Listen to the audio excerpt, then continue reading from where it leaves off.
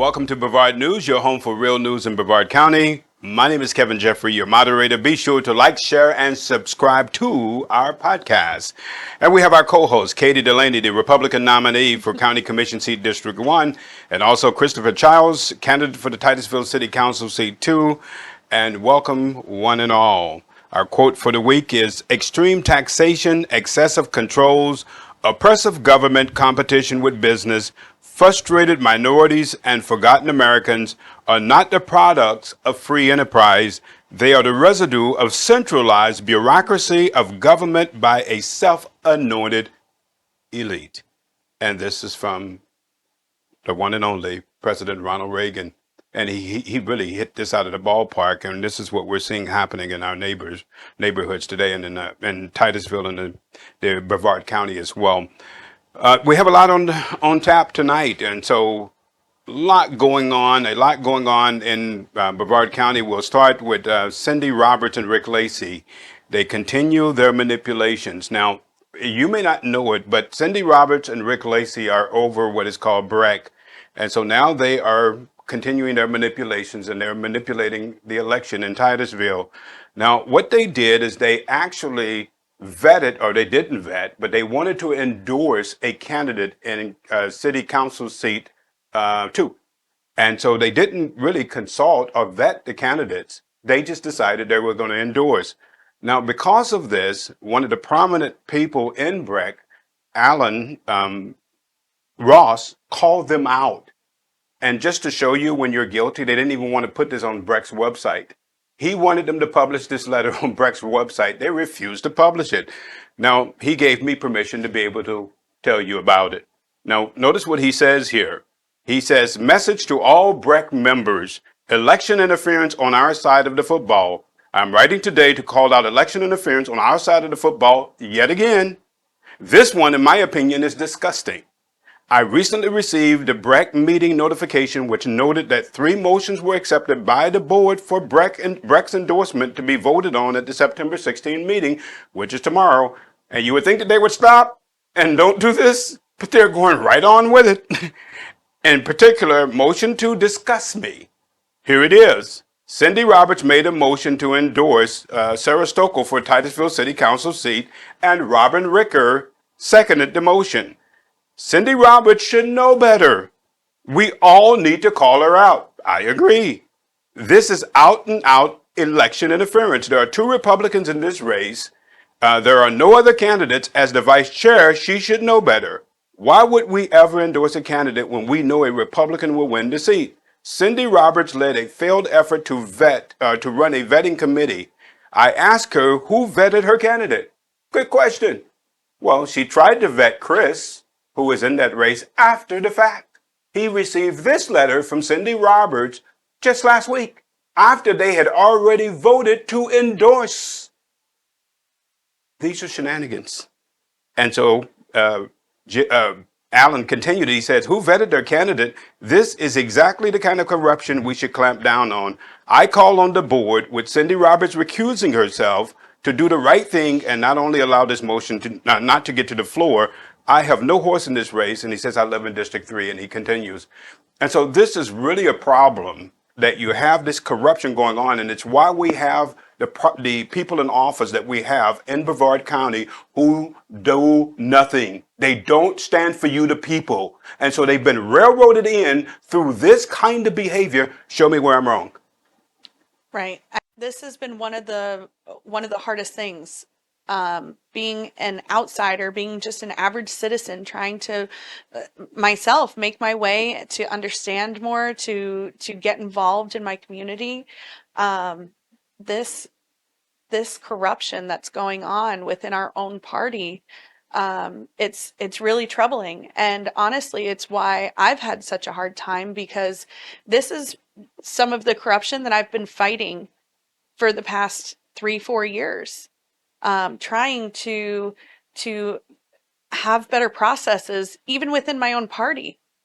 And, I don't understand. We don't see the Democrats doing this. They don't pit one Democrat against another. So when we have a race with 2 Republicans and there's no other candidates, why would we pit the party against each other? Why not let the people decide who they want? Oh, you can't let the people decide, Katie, because they don't think the people know what they're talking about. Right. This comes down to you. Am I wrong, Chris? No, I think you should let the citizens decide. Especially, it's a nonpartisan race, but at the same time, there's two people in the same party, and traditionally, when you're having this is going to be a quasi primary, basically. I think you need the citizens to decide.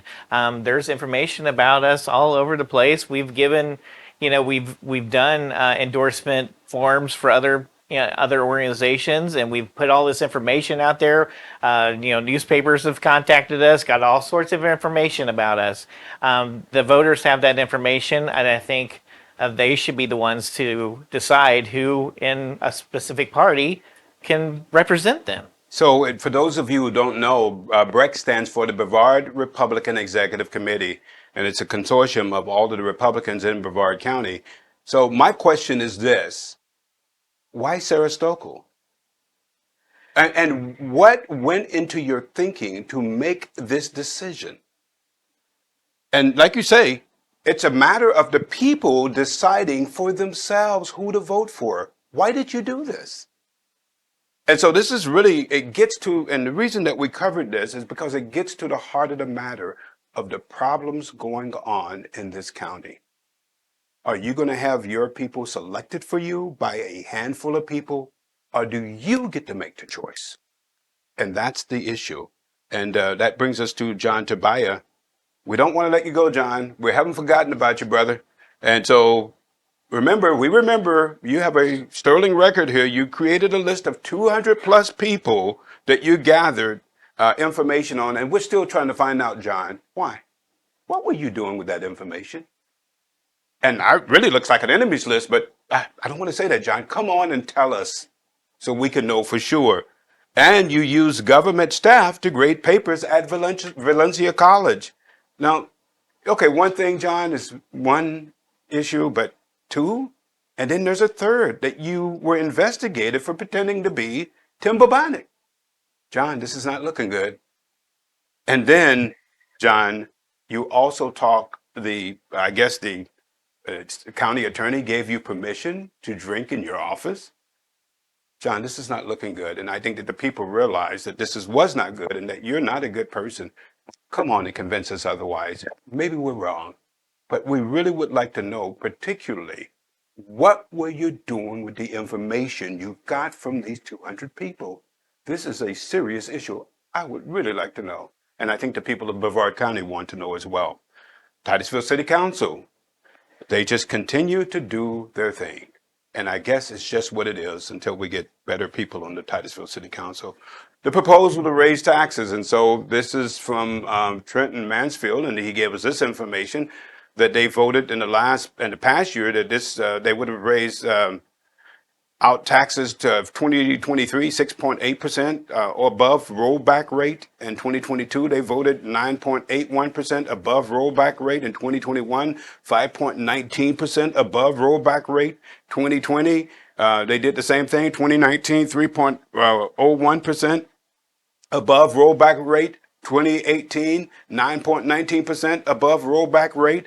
2017, 8.26% above rollback. These people, I was sitting, and we'll talk about this at the end, last night in a great conference on the Constitution, and they were talking about limited government. Can anybody on the Titusville City Council be confused of believing in limited government when you see this kind of information? It's very frustrating. I lived in the city of Titusville for a couple of years, and honestly, between the city taxes and our water bills, I mean, Which is some of the highest in the country. right. It was frustrating, especially, at that time, my husband had just gotten out of the military. He was finishing his degree. I was a stay-at-home mom with our three kids. Like, it was not an easy time, and having to pay such high taxes didn't make it any easier. And, I get it that governments have to function. I get it that there are things that have to be done. But I in my experience, I have not seen w- really hardly any pushback. And the county manager, he's getting another raise. Or, I Okay. mean, the city manager. Wait a minute. I'm sorry about This that. is Yeah. not. His optics here is just really not good, right? Right. He's getting another raise, but yet they're raising taxes.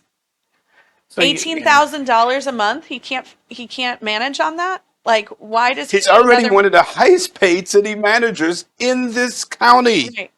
I think the question was asked on Thursday. That's when the budget meeting was, that whether there were increases, and I don't think they got an answer. That's part of the state law, is that, and Dwight Severs, who was there, he's a former city attorney for Titusville. He was there and said, state statute says that we get to ask questions, and that usually implies that there's an answer. But they didn't get answers on Thursday. The citizens didn't get answers. A lot of times they got, Did the council even have the answers? Because it seems to Well, me that staff tells them what to do and the council just kind of rubber stamps it. I think I don't know. It seems more like a hands-off approach to me, and I could be wrong. I don't know what their process is, and that's part of the issue too. Is a lot of times they have meetings with the city manager ahead of time, and they might discuss things, detailed about the budget. We don't get to hear that, and that's unfortunate. That's part of their PR problem, is that we don't know how much that they're going over this, and that they need to be more transparent on that, and that's a big problem, is transparency. Well, they're going right to now. they're going to be more transparent, Chris, because they voted also. They didn't vote, but they proposed a local propaganda. I mean, excuse me, information official. I call it propaganda. What do you need a local information officer for? You just said that you are running deficits, or you're short. You're having to raise taxes, and yet you want to spend more money. Am I Yeah, missing I something don't know. here? Yeah. Well, they don't find the money to record all the TEC meetings, the Environmental Commission, Titusville Environment Commission. They only record every other, video record every other commission meeting. But they Which if want to they find were, money for this PR person. I don't but if know. they recorded that, wouldn't that solve the problem? You That would- really that would wouldn't solve need a some of it, PR yeah. person, right? So what are you needing a think? PR person Yeah. for? Maybe that they should have put up signs when there was a sewage spill. Right. That's probably would Yeah. have been helpful, maybe. I don't know. It just takes being honest. Yeah. Yeah. If your natural inclination is to do what's right, you don't need a PR person to smooth over what you've done, Right. do you? I think it's like a knee-jerk reaction to some of the backlash that they've been getting from the public, and I think we need more than just, hey, maybe we should do this. I think there should be a bigger plan, a bigger vision for where Titusville needs to go. You know what it And reminds me of? And I'm yeah. just a cynical guy. We got to get your mind right. You guys just don't understand what's going on here. Also with the budget, like Dwight Severs had mentioned too on Thursday, that they usually they have like 4 or so meetings or more meetings about the budget. We had one this year. And he's like, well, what's up with that? Why don't we have more meetings to get the public engaged? So, I mean, I don't think you need a PR person to tell you, hey, transparency equals more time with the citizens giving input to you. That seems like a no-brainer to me. You know what it but- seems like to me? It's like the raccoon taking my chickens out of my chicken coop, telling me that he needs a PR person. Gaslighting. That's pretty much what this sounds like to me. It doesn't make any sense to me. Consent agenda, you had $50,000 donated to the Police Hall of Fame at the last Titusville City Council meeting. We didn't get a chance to talk about this. No one's against donating $50,000 to the Police Hall of Fame project, I don't think. But why are you putting it on the consent agenda? What's going on? This is one of the things that we've talked about a lot, is the consent agenda. That consent agenda is supposed to be for routine things that are non-controversial, that are not, like keeping the lights on, that type of thing. It's not supposed to be for projects like this. And I'm sure that most people would be totally fine with this. But the problem is, just put it out there for the people. That all people want is the whole story. They just want the transparency. So once the governments figure that out, once the government officials figure that out, things will go much better for them. They would. But when you're doing things you shouldn't be doing, you're going to have a hard time being honest. Am I wrong, Chris? Yeah, I think this was a perfect opportunity for them to open it up to the public, because they could find a lot of support and it could probably help their public image. I don't know that, Also when they're discussing budget and stuff. So I don't know. It probably would have hurt because they're saying let's give $50,000 to this organization, but I'm raising your taxes. So I don't know, but maybe that's why they put it on a consent agenda. I don't know, but I think I had hair before I started dealing with sitting Titusville. I think I pulled it all out. It's just it's mind numbing the kind of decisions they make that don't make any sense to me whatsoever. County commission meeting, they had a budget meeting as well. Yes. It it went the way that we thought it was going to go. We really need funding for our firefighters. We do. And nobody likes we have to make sure that when we call 911 that we have people who aren't working mandatory overtime on a consistent basis. This is one thing that I talked about to some of them, some of the firefighters, was when my husband was in the military and when he got deployed to Afghanistan, he never had to worry that his family was okay, that our lights were on, that his wife and children had a safe home, and that we were taken care of. We didn't have to worry about that. And the same should go for our police and firefighters. When they're out there serving the public, putting themselves in harm's way, they should not have to worry about how am I going to keep my lights on. They need to worry about how am I going to save lives and how am I going to come home to my family. That's what they need to And that's worry not the about. case in this county. It's really, you Right. have so many stories where you see that the firefighters are struggling financially Right. and that the county doesn't seem to have any concern for this. It's hard again to wrap your mind around it. And I have to give, props to Commissioner Steele. He did bring up, how can we get more money to the firefighters? And unfortunately, one of my response to that was, it's great that you brought it up now, but what about when we started talking about this in February? And then again, when 250 firefighters showed up to a commission meeting, where was this conversation then when something could have been done? So is there anything that he can do now that would change the way, the direction of this? In theory they could, but I don't know if that's, So the county in the commission cards. could decide right now, this is going to stop. We're going to give the firefighters a raise or what they need, and this would be over. Right. Right. Why are they not doing it? And the thing that's interesting is not one single one of those county commissioners have said a word. Right. I think part of it too is because they're in the middle of negotiations and it's just a very But can't they odd affect time. negotiations? Oh yeah. Yeah. They're the ones that should be leading it. And the problem is with negotiations is that there are so many people between the commission and the fire union. So unfortunately, because of the contentious nature of this negotiations, and it's built over time, there are so many people in between, like I said, the commission and the fire union. So it's like they can't even communicate. So how are they supposed to come to a consensus when there's all these proxies working between them? So what you would want is and hope that the county commissioners, the people who elected you, they didn't elect the other people that are in between you and the firefighters. They elected you. Please do something about this and get it done. You have it within you to get it done if you want to. And not to do it would tell us you really don't care. And that's what it would seem to be. Still, we'll close it with this. He traveled to a family reunion. Is that why his expenses were so high? His costs were more high than other people we are finding who made the trip. Now he went to a family reunion. Did they have a big family? I know I have 16 in my family. Did he have to house all these people? What was going on? Why is his expenditures higher? I don't know the nature of his trip. All I know is that some other people, kind of flew in and then flew out overnight kind of thing.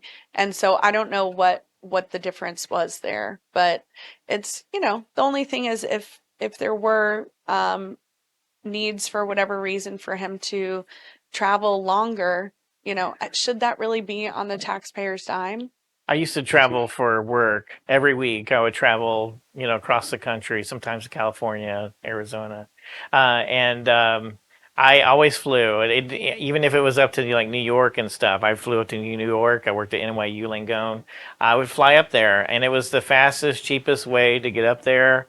It was roundabout, and this was just 5 years ago or so. $300-400 for a round trip flight to New York. Not bad. So Right. I don't know. I mean, I think driving and when I would drive my own car, if I would drive around, then you get mileage. So and I think he was asking for mileage. That seems a little extreme to drive all that way. So What do you say? It just, I don't even know what to say. Other than the fact that Commissioner Steele, please think about the money. It's not yours, it's the taxpayers.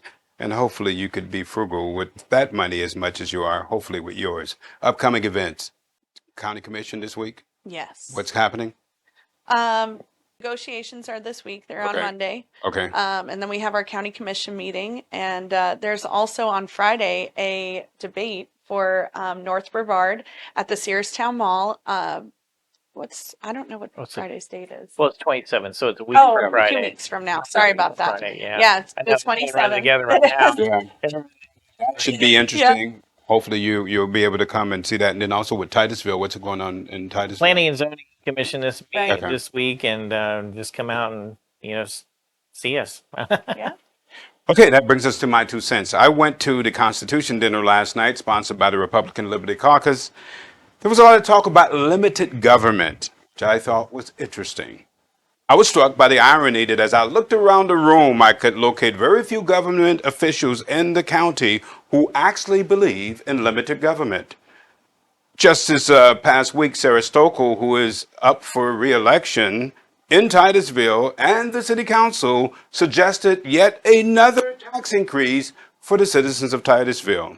Stokel asked a question at his city council meeting several weeks ago, what are we supposed to do? Presumably concerning the city's finances. Okay, here's my answer, Sarah. My answer is obvious. Replace you with someone who actually believes in limited government. And that's my 2 cents.